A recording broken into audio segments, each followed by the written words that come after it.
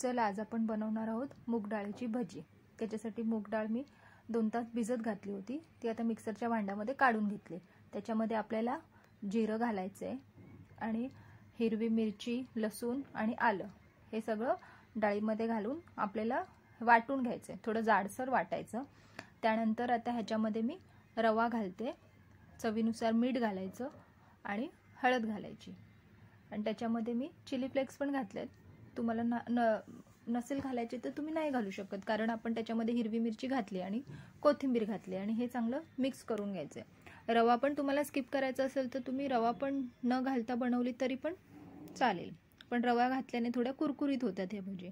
आता हे थोड्या वेळ सगळं मिक्स करून आपण ठेवले होते आणि आता ह्याची भजी आपण हे मिश्रण तेलामध्ये अशा प्रकारे सोडायचं आणि वर खाली करत चांगले हे तळून घ्यायचे। ह्याच्यामध्ये तुम्हाला हवा असेल तर तुम्ही कांदा पण घालू शकता। बघा हे असे आता चांगले लाल होईपर्यंत तळून घ्यायचे। खूप छान लागतं। आपण ह्याच्यामध्ये रवा घातल्यामुळे हे कुरकुरीत लागतात, खूप छान लागतात। नक्की करून पहा। झाले आपली मूग डाळ भजी।